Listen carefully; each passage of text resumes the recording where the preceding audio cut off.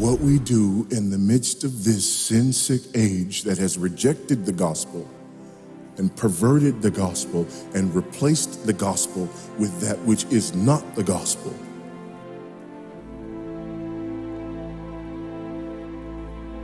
Is that we call out that wickedness. We call it by name. And we remind people of the good news of the gospel again and again and again until it tastes sweet to them.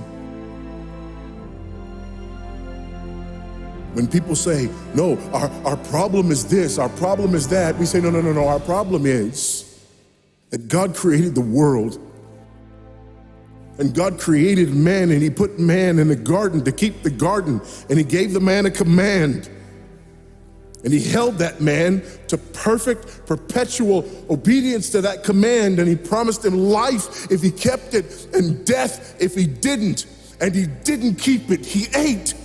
And because he ate, because of that one man, sin entered the world and death through sin. And everyone born from that man through ordinary generation inherited that man's sin nature. And because of that sin nature, sins proceed from it. And our world is broken because of that sin.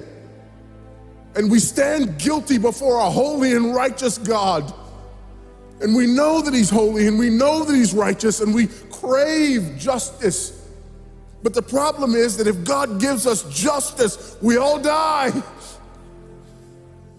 And so that God, in his goodness and in his mercy, sent forth his son, who was not born of ordinary generation, but was born of a virgin. Yes, the virgin birth matters. Why? Because if he's born of ordinary generation, he's born in sin.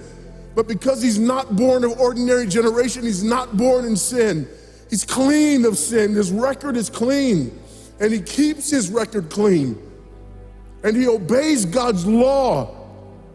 And because he's fully God and fully man, he obeys the law of God on our behalf in his active obedience. And then in his passive obedience, God made him who knew no sin to be sin for us. All we like sheep had gone astray. Each of us had turned to his own way, but God laid upon him the iniquity of us all. And Christ died for sin once for all, the just for the unjust. And God imputes our sinfulness to him.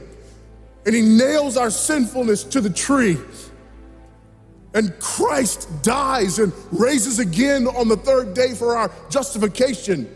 And there's another imputation. The righteousness of Christ is actually imputed to us so that God can be both just and the justifier of the one who places faith in Jesus Christ, so that all those who come to Christ may enter in, so that all those who place faith in Christ might be saved, but not only saved, but sanctified.